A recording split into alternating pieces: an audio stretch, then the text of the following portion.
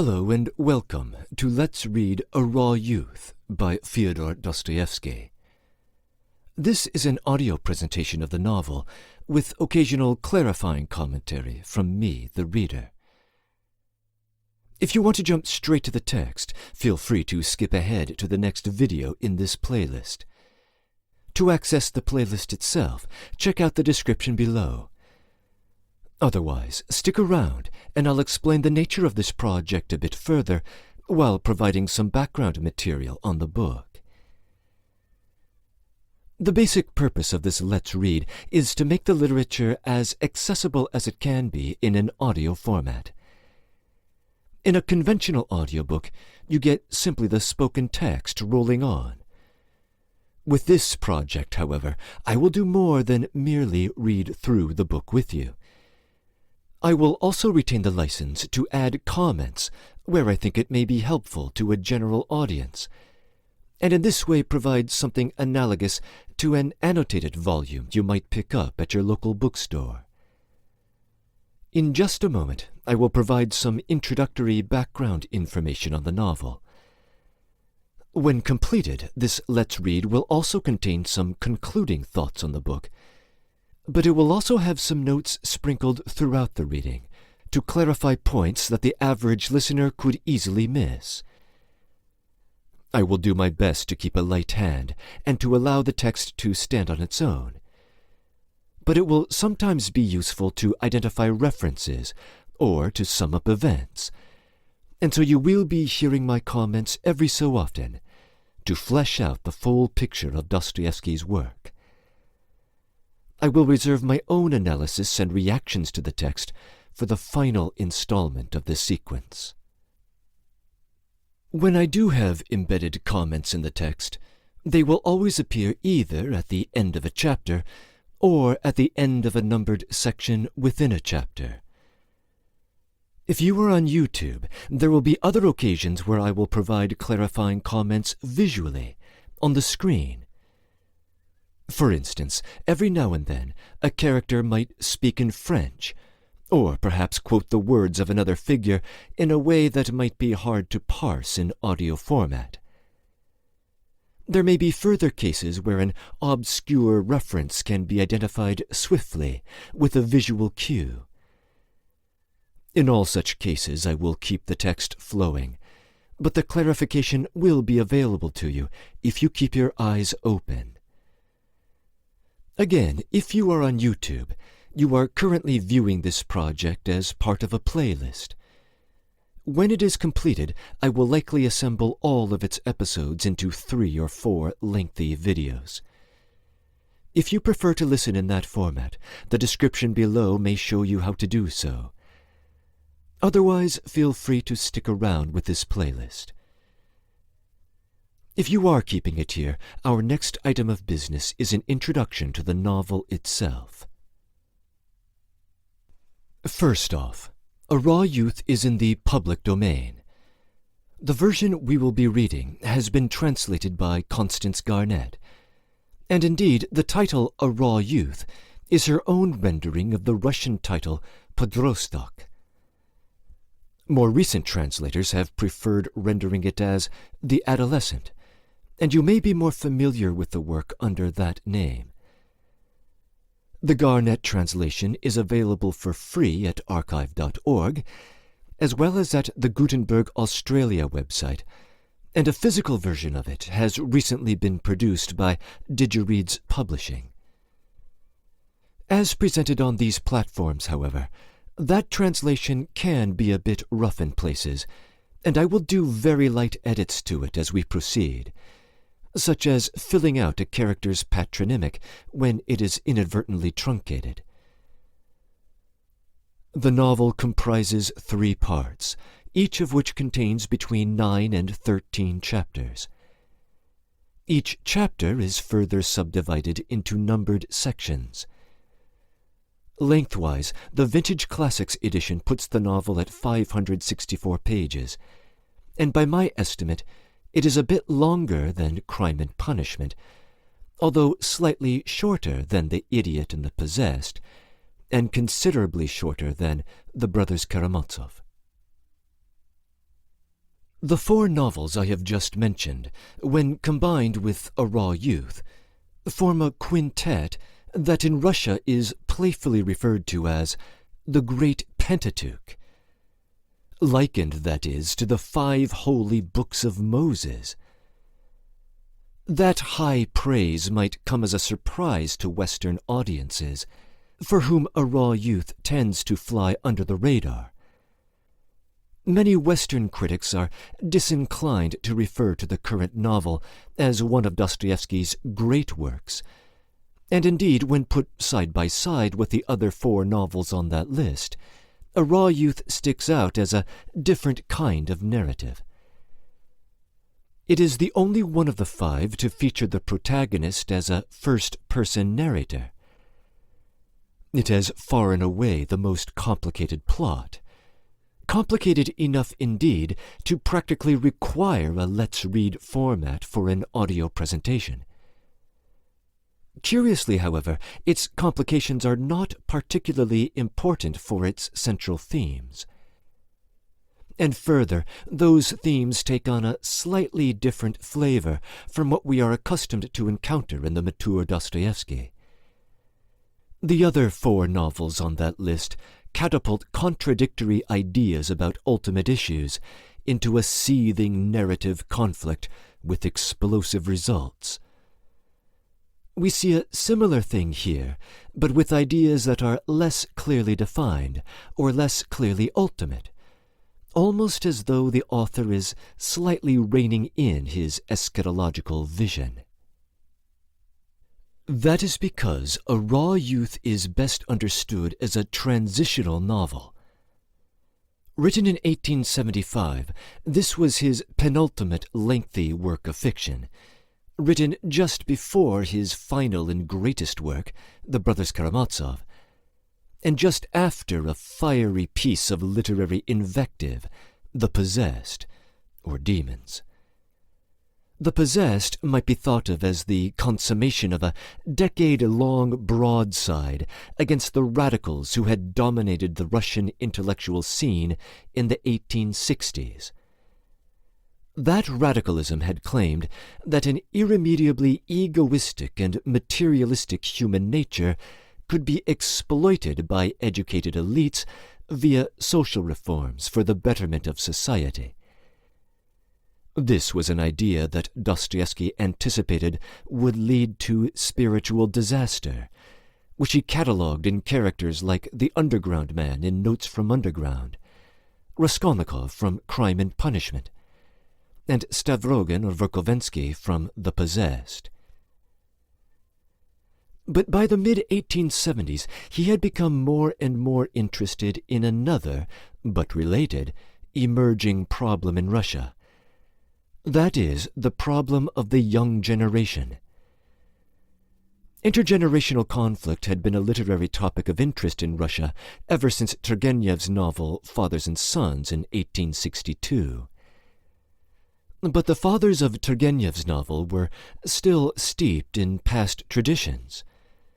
The fathers of a decade later were less so, and between 1872 and 1874, as Dostoevsky churned out articles from his editorial desk at the journal The Citizen, it was clear that he was acutely concerned with the waywardness of the new generation, whose fathers were themselves morally adrift and could offer them little guidance.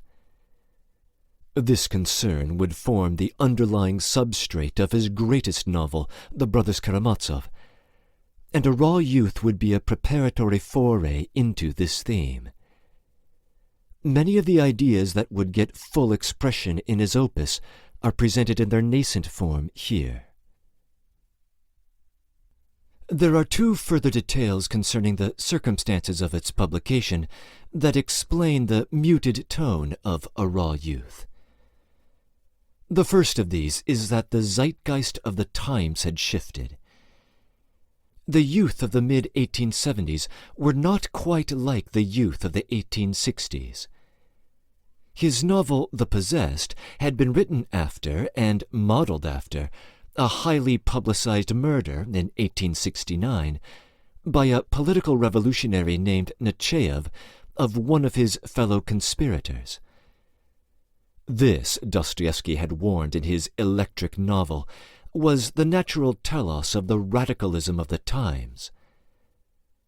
But by the mid-1870s, the youth did not need convincing on this score.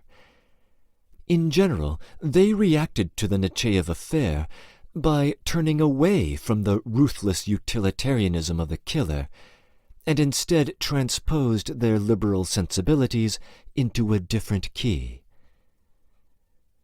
The new trend among the youth was a kind of populism, which idealized the life of the Russian peasant and sought to absorb and to magnify the moral worldview to be found in the provincial village. The new youth would take their professional training from the city to the village, offer services, and humbly seek to learn from the people they interacted with. In this way they thought to advance a kind of cultural progress that went beyond merely imitating industrialized Western Europe. Indeed, at the time, Western Europe seemed hardly worth imitating, especially in the wake of the burning of the Tuileries by the socialist Paris Commune in 1871. This turn to the organic peasant society as a model of virtuous life was a welcome shift to Dostoevsky, who had harbored similar ideas since penning The House of the Dead in the early 1860s. Perhaps his own writing had helped to pave the way for this shift. But there was one sharp contrast between his views and the new populism. The youth of the 1870s wanted to secularize their movement. They wanted Christian mores without Christ. This, Dostoevsky thought, was impossible. A Christian ethic made sense only with the supernatural promises of Christian religion. One of the leading spokesmen for the new movement was Nikolai Mikhailovsky. If Notes from Underground was aimed at the ideas of Chernyshevsky, and if Crime and Punishment was aimed at the ideas of Pisarev, both of whom were radical ideological opponents of Dostoevsky in the 1860s, then A Raw Youth would be aimed at Mikhailovsky. But Mikhailovsky was not a strident opponent of the author. They had much in common. One surprising point of commonality, to the shock of virtually everyone at the time, was that Dostoevsky would publish this novel in Mikhailovsky's backyard, the left-wing journal Notes of the Fatherland. Given just how bitterly the author had attacked leftists in The Possessed, and given how bitterly he had been rebuked in turn by the editors of that journal, it was mystifying to the literati on both sides of the aisle that Dostoevsky would throw in his hat with them just a few years later. One reason for the move was simply that Nekrasov, the leading editor of the journal, made him an offer. But another was ecumenical in nature. Dostoevsky could see what was going on around him, and he wanted to bury the hatchet and to make an overture to the youth of his day. Joseph Frank likens the novel to a Trojan horse, a gift to his opponents with a surprise package designed to lead them away from the secularist element of their movement. Whatever the case, the choice of publisher would inevitably have a dampening effect on Dostoevsky's creative activity. For whatever he produced would have to be satisfactory to the men paying the bill, and much of what was brewing in Dostoevsky's thought would not have been tolerable to his employers. Given what was to come a few years later with his opus, perhaps it was just as well that he didn't cast his pearls too cheaply in 1875. Curiously enough, the journal that would have been a more fitting home for his work, The Russian Messenger, was instead in the business of publishing a novel of his greatest literary rival, Leo Tolstoy. As a result, Anna Karenina, one of the most celebrated of all Russian novels, was published concurrently with A Raw Youth. As time wore on, the comparison became onerous to Dostoevsky, enough so that the final chapter of his book would make a thinly veiled reference to it. As Dostoevsky saw it, Tolstoy's novel was something of an anachronism, a portrayal of a beautiful aristocratic past. His own work was mired in the present, in the ugly state of affairs that was besetting the urban upper class of his own time. Indeed, he originally considered giving his novel the title Disorder. One of the questions raised in its pages is whether there could be much hope for a resolution to the disarray of the social fabric of his day. Readers will have to wait to assess his answer. A Raw Youth is one of the most technically demanding novels of the Dostoevsky canon because of the first-person narrative structure. While he had used the first-person perspective many times before, with famous novellas like Notes from Underground and The Gambler, and with his less famous full-length novel, The Insulted and Injured, A Raw Youth has features that complicate this point of view and demand careful artistry from the author. A Raw Youth is often classified as a Bildungsroman, or a coming-of-age novel along the lines of Great Expectations by Charles Dickens. He had already tried his hand at this kind of work in his early, unfinished novel, Natoshka Nesvanova, also in the first person. But that work, like most of its kind, offered a simple narrative, where the narrator herself was far enough removed from the action that she could take on the voice of experienced wisdom from the first word.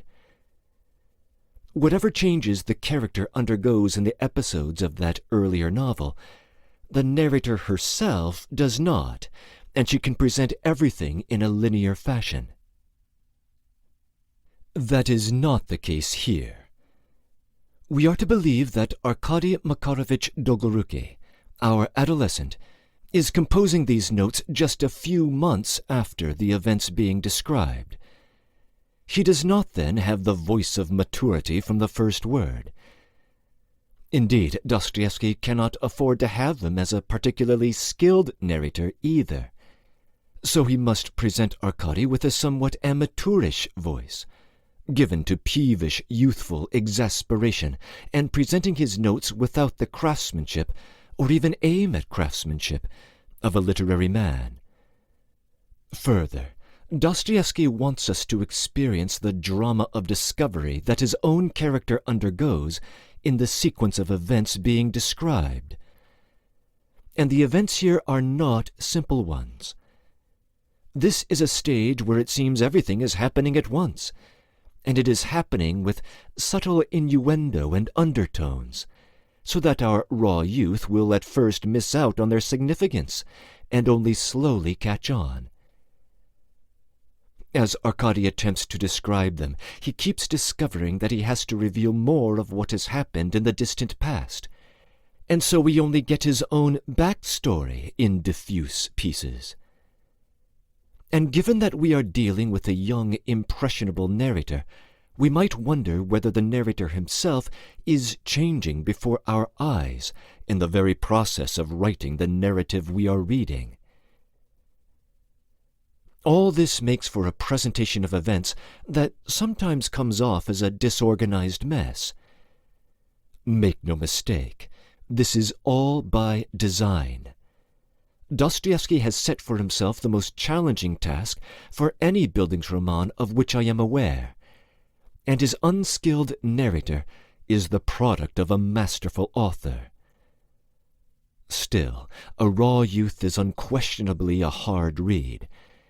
But that, dear listener, is what I'm here for, to help guide you from cover to cover. The novel divides into 3 separate episodes, set in September, November, and December of the same year, with each one taking place within a compressed period of a few days. Arkady Makarovich, the illegitimate son of a nobleman, arrives in Petersburg with the twin goals of discovering and evaluating the character of his biological father and of finding his place either inside or outside of Petersburg society. The latter goal is complicated by the fact that he is in possession of a certain document, which, if it came to see the light of day, would have a significant impact on the lives of some of the Petersburg aristocracy. That document becomes the epicenter of several of the many subplots that run through the novel's action. Those subplots will put Arkady into contact with predatory aristocrats, revolutionaries, swindlers, gambling dens, a carnivorous band of villains, dissolute military officers, and more, as both money and love become prizes in a tangled interpersonal competition for advantage. One of these is, of all things, a love pentagon, in which Arkady himself is a vertex, and other love polygons exist, both in the present and as uncovered from the past. But beyond the dizzying moves on this 4D chessboard, the central drama of the novel concerns the character of Arkady's biological father, Andrei Petrovich Versilov. Who is this enigmatic gentleman exactly? What is in his past, and what drives him? This mystery eats at Arkady, who is striving to find some orientation to his own life, a life which seems from its very conception to be an entirely accidental or arbitrary affair. What is Russian society? What is the Russian family? What values drive the most thoughtful members of its leading class? And what hope for direction might there be for its new generation? Can there be any guidance at all without a religious foundation? These are the questions at the root of this novel, the most underappreciated installment of Dostoevsky's great Pentateuch. They are questions we might well ask of our own time. I'll be unpacking many historical and cultural details as we go along, but one that needs immediate attention concerns naming conventions. Russian names come in 3 parts: a first name and a surname, but in between the two a patronymic, which contains the first name of the individual's father, followed by a vich or an ovna, depending on the sex. Sometimes a character will be referred to by his last name, sometimes by the first name and patronymic, and sometimes by the first name alone, or by a diminutive of the first name. Our narrator makes for an interesting case. His name is Arkady Makarovich Dolgoruki, and he is the legal son of Makar Ivanovich Dolgoruki. In a formal mode of address, he might be called Arkady Makarovich, or, less formally, Arkady, or even Arkasha. But his biological father is Andrei Petrovich Versilov, and so someone who is aware of that fact might make a mistake and refer to our raw youth as Arkady Andreevich, much to his embarrassment. Andrei Petrovich does have 2 legal children, however, and their names are Anna Andreevna and Andrei Andreevich Versilov. Legal children inherit the patronymic from the legal father. Finally, the topic of names leads me to the most difficult part of this introduction. The number of names in this novel is staggering, and so I thought a Dramatis personae would be helpful. You simply cannot internalize this cast of characters on a first pass, but you might want to refer back to this section regularly as you proceed. First off, we have our narrator, and the family that serves as a kind of headquarters for much of the novel. The raw youth himself is Arkady Makarovich Dolgoruki. His legal father is Makar Ivanovich Dolgoruki. We do not see much of this man until late on, although he plays an important role.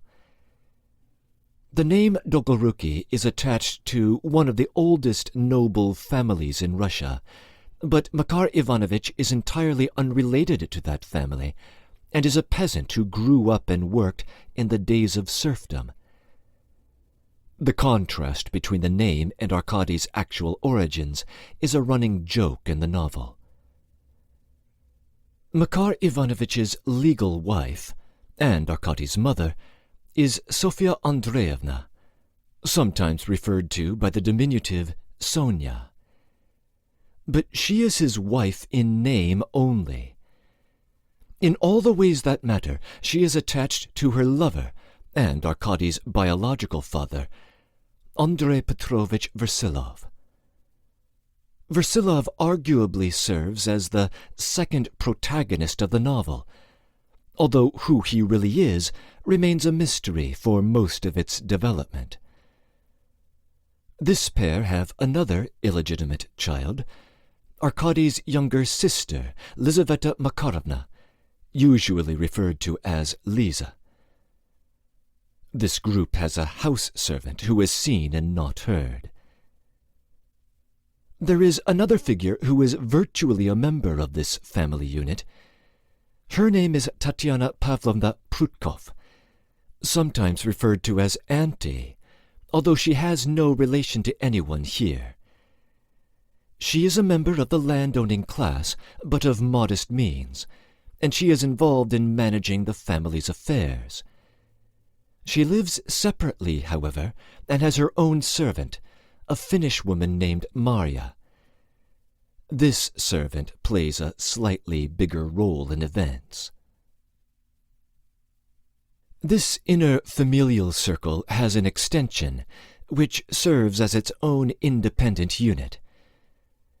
Versilov has 2 grown children by his now-deceased legal wife, the aforementioned Anna Andreevna and Andrei Andreevich Versilov. Anna Andreevna in particular will play a significant role in the plot. These 2 figures are much closer to their mother's side of the family than to Versilov. Her maiden name had been Fanariotova, and Anna Andreevna now lives with her maternal grandmother, Madame Fanariotova, who never makes an appearance on the stage. The Fanariotovs are of noble rank, but not very wealthy. As time goes on, another character comes to be associated with this group, Darya Onisimovna, a poor widow who eventually comes to work for them. Her troubled daughter is referred to as Olya. One of Versilov's acquaintances is the fabulously wealthy, but elderly and slightly enfeebled, Prince Nikolai Ivanovich Sokolsky. His daughter is the fabulously beautiful Katerina Nikolaevna Akhmakova, the young widow of the recently deceased General Akhmakov. Katerina Nikolaevna had been the general's second wife. His daughter by his first wife is named Lydia Akhmakova. She, too, is deceased at the novel's opening, but her past is of interest to the players on the stage. Katerina Nikolaevna has a suitor named Baron Bjoring, who in turn has an associate referred to as Baron R. In addition to all these, the old Prince Sokolsky has 2 old friends who never enter the stage but have his welfare in mind, one Pelishev and one Prince Vysky, who are obliquely referred to more than once late in the narrative. To make things even more complicated, in addition to the old Prince Sokolsky, there is a young Prince Sokolsky who has no relation to the old Nikolai Ivanovich, but whose affairs are entangled with those of the Versilov household. This is Sergei Petrovich Sokolsky, who sometimes answers to the diminutive Seryozha, and is sometimes called Prince Sergei by our narrator to disambiguate the reference.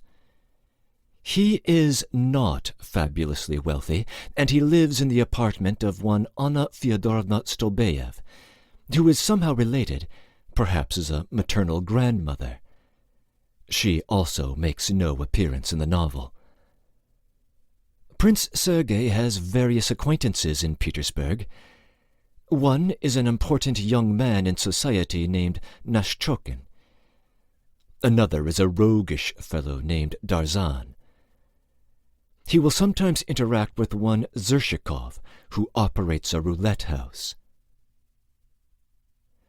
Then there are several other figures who never appear in the plot proper, but whose past business dealings with the Versilov household are occasionally, sometimes frequently, referred to.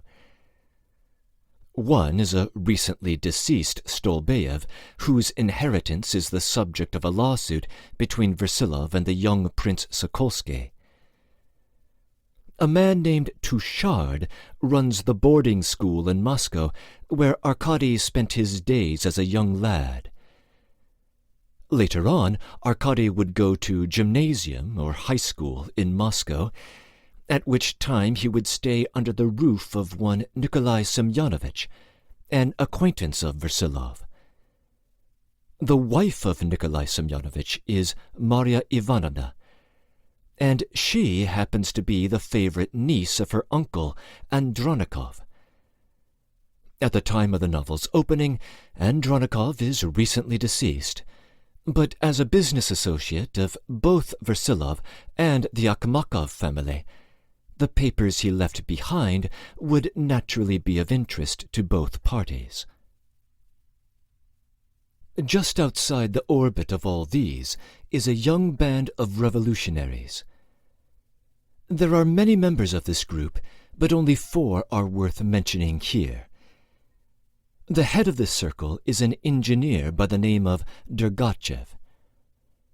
A young man named Kraft happens also to have been an assistant to the late Andronikov, and so has some business dealings with the Versilov household. Grisha Vasin is a highly rational and sober-minded member of this circle, who has also had past interactions with the family. And Arkady's introduction to the circle runs through a former gymnasium classmate of his, one Efim Zverov, who is now also living in Petersburg. Beyond the revolutionaries, the novel features several genuinely unsavory characters whose activities are of dubious legal status. One of these is Vasin's stepfather, named Stebelkov. Stebelkov is not himself part of the Dergachev circle, but he seems to have his fingers in a number of questionable but non-political plots. One of his associates is a white-collar criminal named Zhebelsky, who has a bit of leverage on one of our aforementioned characters. Aferdov is the name of a gambling thief. More centrally, we have one Maurice Lambert, who happens to be a former classmate of Arkady from Touchard's boarding school. His consort is named Alphonsine, and he hires 2 accomplices. One is a fresh-faced, youthful lad named Trishatov. The other is a physically imposing brute named Andreev. Their affairs will put them into contact with a kind of crime boss, a pockmarked fellow named Semyon Sidorovich. Finally, there are a few miscellaneous characters worth mentioning. One is Arkady's landlord, named Pyotr Ippolitovich. He has a wife, as well as another tenant, an irritable clerk named Chervyakov. Alexander Semyonovich is the name of a young doctor who visits the Versilov household. You have by now forgotten 90% of the names I have just rattled off, but no worries. You'll be able to use the timestamp in the description to refer back to this section as needed. The novel contains quite a few more names than I have related here, and some omissions may even be more significant than a few on this list. But these are the characters whose names appear more than once, and so for whom a reference may be helpful. Of course, I will also be popping in to sum up narrative threads as we proceed, to make the work as accessible as I can. But now it is high time for me to make myself scarce, and to get the novel onto the stage. So, without further ado, a raw youth.